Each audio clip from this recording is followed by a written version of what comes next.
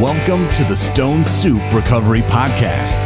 Your host, Adam and Sean, will talk about their lives and living in recovery.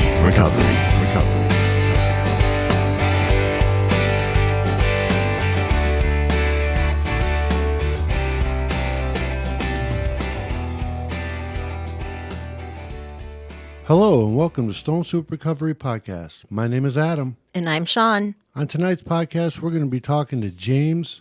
He's going to tell us about his story, what it's like for him to be in recovery, what sobriety looks like, and a little bit about his life. How you doing, James? Pretty good. How you doing, Adam? Good. We're glad you're here. I'm really glad you're here. Absolutely stoked to be here. That's awesome.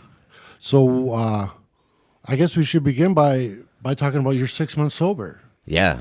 I'm pretty excited about it. I've been sober 6 months. It's been a long journey. I started it out just hitting rock bottom.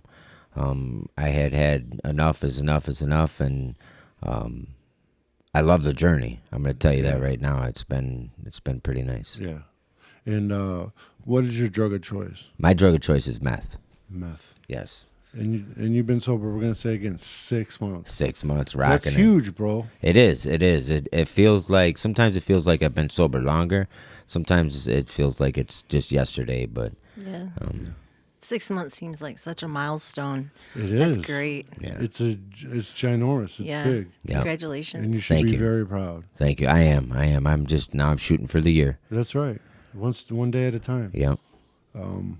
When do you think for you that you noticed, or did you ever wake up and say, I'm going to be a drug addict one day? I mean, I didn't wake up and go, I'm going to be an alcoholic. Yeah, right. I don't think I woke up and said I'm going to be a drug addict, but I think I went through the preteens and the 20s and 30s to where, I wanted to get high. I just didn't know what I wanted to get high on. Oh, okay. So it was more of, experimenting, and, I've tried everything, from acid to shrooms to heroin, alcohol. I had an alcohol problem for a while. Yeah. But that meth, I just wanted to get high, and somebody said it was an upper, and I thought it was like Coke, so... And pretty soon you were hooked. I was hooked from the first line.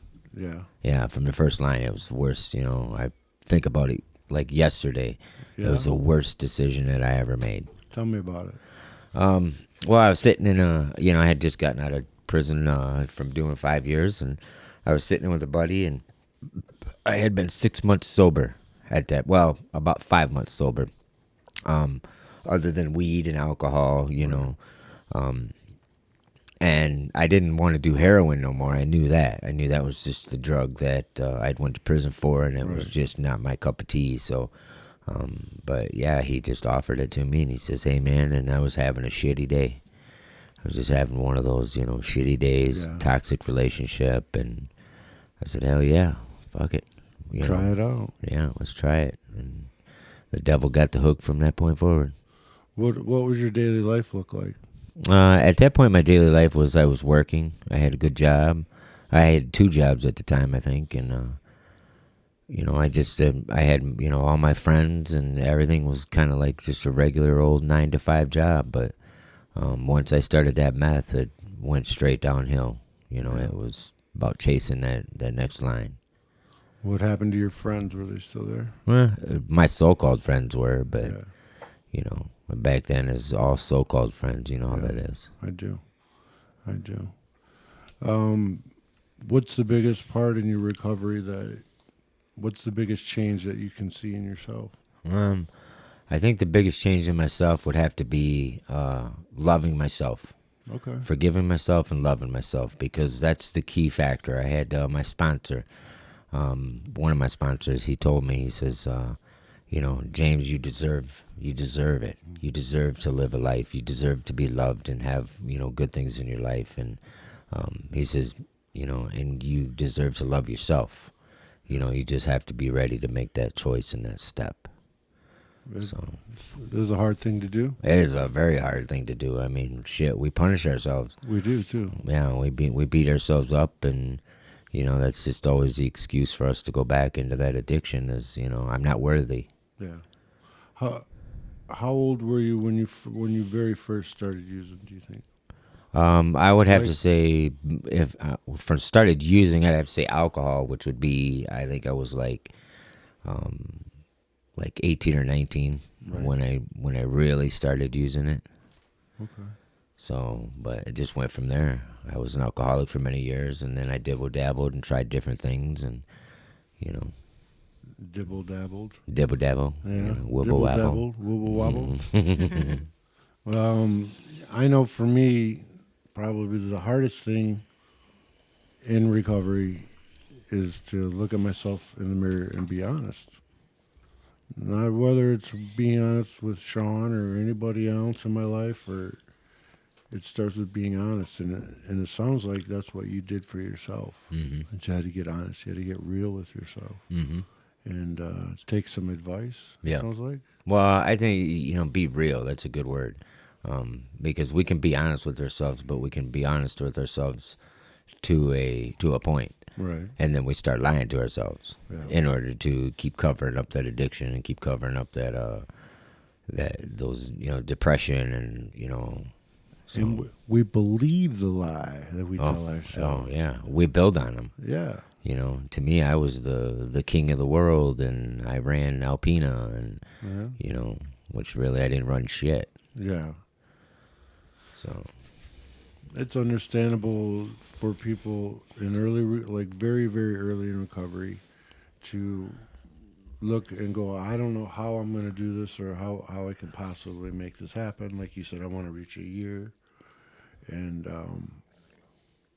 do you think that taking it slow is the key? Or what was there a point like for me, I got baptized okay, and I was broken. yeah, And that was my story. I was broken by alcohol and mangled to the point to where I had no fight left in me.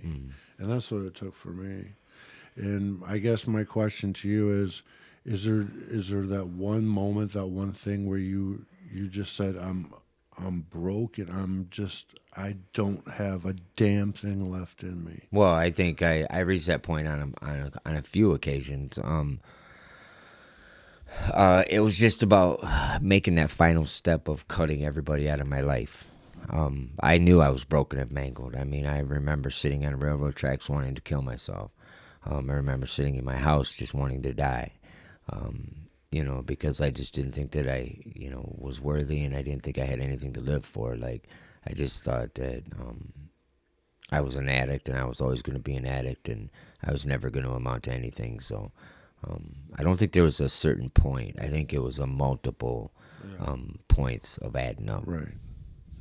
Layers of it. Yeah, layers. Yeah, because I've wanted to quit since I picked up the drug. Right. County jails, I've sat and I'm just like, I want to quit. You know, I went in on an overdose once, and then every time I would detox, you know, they would just be like, James, it's either going to be prison or death, prison or death.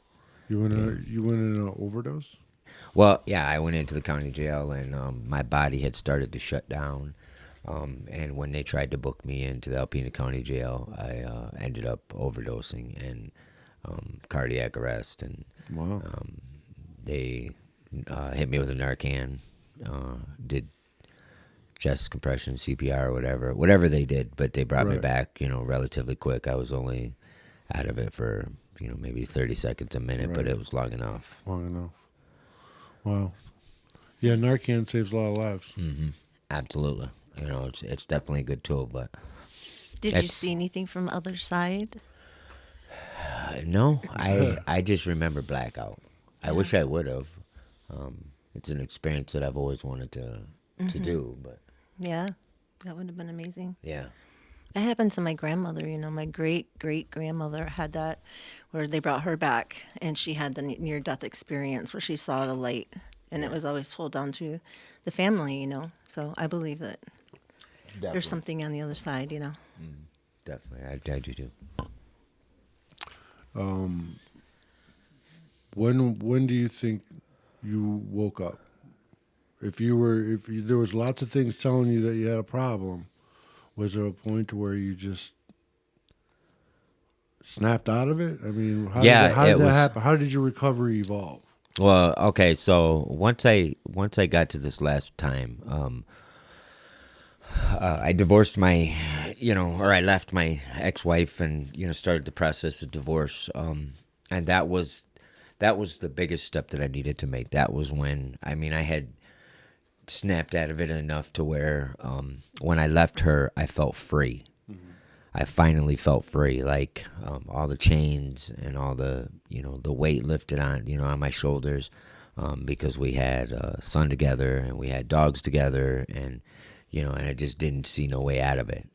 I thought it was going to be a lifelong toxic, miserable, life evolved around her. And once I cut that out, once I made the decision that that was the final straw that I needed to cut from my life, it was like free bird singing. I mean, I can remember in treatment, I felt on top of the world. Right. For the first time in a long time. You felt free, Very, liberated. very liberated. That's awesome. That's awesome, man. That's kind of how I felt after that baptism. Yeah. I got baptized, and I don't know, man. God reached down and touched me, man. And I was different, and I've been different ever since. Yeah. One of the hardest things I'm still working on, is forgiving myself for some things that I've done. And, my question to you is, do you have things in your life that you're still trying to work on as far as, absolution and forgiveness? Well, forgiveness, they say, just make amends, in AA books and in the literature. It says, make amends, or one of the steps, I should say, make amends to where amends can be made. And that's just how I look at it. I don't really overwhelm myself with thinking, okay, oh my God, I gotta talk to this person, I gotta talk to that person. I just let it come as it comes. I know that there's amends I need to make, but I'm at peace with it. I'm at peace with it because I have to focus on my recovery, and I have to focus on, building myself, and you can't let, things weigh you down. Right. And that is a hard part, because that was something that I did for a long time, that I couldn't forgive myself. Like with my daughter, she's 20 and she's in addiction right now, sadly to say. But I blame myself. I hated myself because I felt like I was the big part of her going down the path that she has went down. You can't blame yourself for her addiction, though. I can't, but I can blame myself for not being there and not being the father that I should have been, and that's what I did. She's begged and reached out to me on many occasions over the years, and I just chose my addiction over her. Now I wish I could turn back time, but I can't. That's a secondary consequences that happens in addiction. First consequence is going to jail, or my case, prison, and but the secondary, they call them secondaries. Yeah. And that's the hurting of the damage that we leave behind. Mm-hmm. I did the same thing with my daughter. I got locked up and I drank, and I turned my back on those phone calls, and I did the very same thing. And it's today. I work every day with my daughter. I'm calling her today in recovery. And things in the past, and when I was in active addiction, I wouldn't have done. I was too busy. I didn't want her to know I was drinking. Yeah. I didn't want her to know. Yeah. So I'm not going to call. Oh, she's calling me. I'm freaking drinking. I'm not going to take the call. Yep. So whether it was done, because I wanted her respect, or whether it was done because I'm just simply an alcoholic and I was a piss poor father, that's okay. Because today we're making amends and we're working on it. Yeah. Yep. No, I did the same thing with my daughter. I ended up avoiding phone calls, avoiding texts. She wouldn't hear from me for, weeks at a time, because I didn't want her to know I was high, or even if I did talk to her, I would, make up lies and be like, oh, I'm sober and you need to follow the same path. But she knew I was high, and so did everybody else. Yeah. I used to get drunk and call people. Yeah, the old 3 a.m. I used to call him and try to make him convince him that I wasn't drinking, or Yeah. you know. I think I had a phone call or two of those from you. You probably did. I'm pretty sure. What I guess what people listening don't understand or don't know is that in 1989 is when we first met. That was like 34 years ago. Yeah, we were in the boys' homes together. Yeah. Yeah, that was it's. God, time flies. Yeah, it's a long time ago. Yeah. You know, so what does your life look like today in recovery? I mean, obviously, you know, they say in recovery, in order to get sober, you have to change everything, all your habits, your friends, and Absolutely, you have to change your friends and your habits. They say places, people, and things, and I've changed all three. You can't change one, you can't change just two. You have to change all three, and that's pretty much what I've done. I've changed everything to evolve around my recovery. I have a beautiful family now. I have a wonderful, amazing, supportive, a godsend, a girlfriend who has 4 beautiful children that are mine, all mine. And then her family has embraced me and embraced my addiction. And that's important, is to have people that can have understanding. And if they don't have understanding, have compassion, in your addiction. And so that's been a big, strong. I consider my recovery to be at one of the highest points. My therapists are happy. My support system's happy. My peer recovery coach, Jessica Brown, God, she's been a godsend. So I just evolve everything around them, and then everything else falls into place. Is it perfect? Nah. Do I got $1 million in bills and 4 kids that want to beat me every other day? And You're amazing, baby. Yeah, I try. I try, but well, good.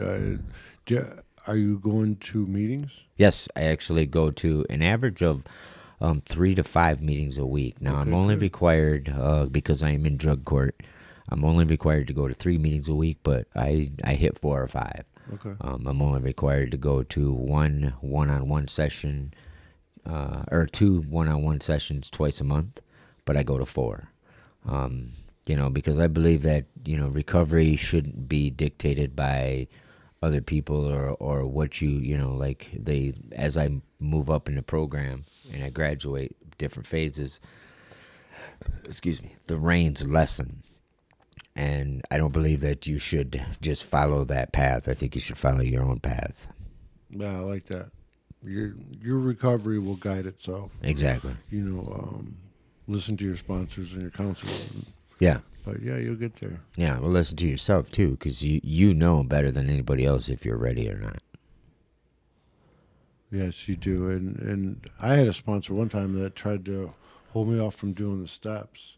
And I wanted to go and I wanted to do them, but he held me back. And it was probably, at the time I didn't understand it, but it actually helped me, believe it or not, because it allowed me to take the time to really look at myself. Yeah. Which is what I needed, because I was full of me, Mm-hmm. and that was the problem. Mm-hmm. But man, I just got to tell you, I'm proud of you.